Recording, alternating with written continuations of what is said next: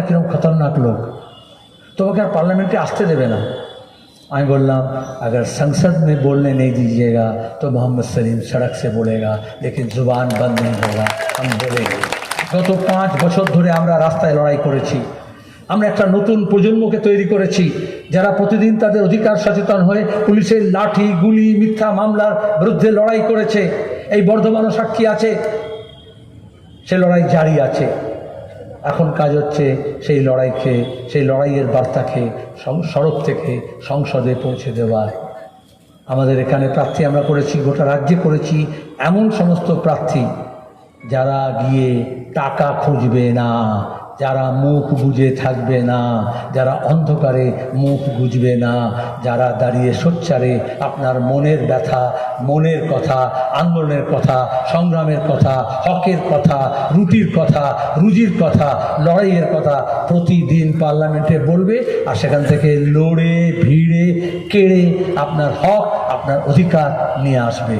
উন্নয়ন মানে শুধুমাত্র মোদি আর মমতার ছবি লাগানো সাইনবোর্ড না, তার জন্য পরিকল্পনা করতে হয়, তার জন্য নীতি নির্ধারণ করতে হয়, তার জন্য রসদ সংগ্রহ করতে হয়। সে কাজ আমরা করেছি। আমরা তিল তিল করে এই বাংলাকে, এই বর্ধমানকে গড়ে তুলেছি। আমরা তার সর্বনাশ দেখতে চাই না।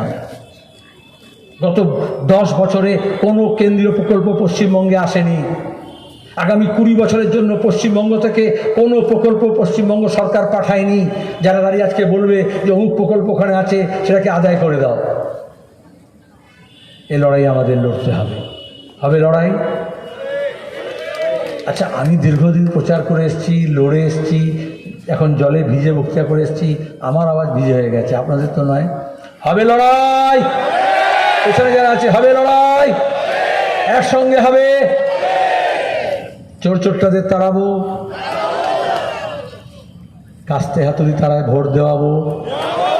আগামী 4 দিন আপনারা একজন প্রতিবেশী আর একজন প্রতিবেশীকে, একজন টোটো চালক প্যাসেঞ্জারকে, একজন প্যাসেঞ্জার তার গাড়ি চালককে, একজন ক্রেতা তার বিক্রেতাকে, একজন বাজার যাওয়া মানুষ বাজারের লোকজনকে, নিজের বাড়িতে আত্মীয় স্বজনকে, পাড়া প্রতিবেশীকে, একজন মহিলা আর একজন পুরুষকে, একজন ভাইরা ভাই দুই ভাইকে কাস্তে হাতুড়ি কথা বলবেন, তারার কথা বলবেন।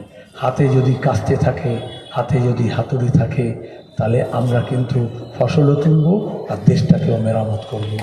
সে কাজটা আপনারা করবেন। এ কথা বলে আপনাদের অনেক সময় নিলাম, ক্ষমা করবেন। ঈদ ক্লাব। তাহলে এখানে বর্ধমান শহর, আমাদের বর্ধমান পূর্ব কেন্দ্র এবং বর্ধমান আসানসোল, বর্ধমান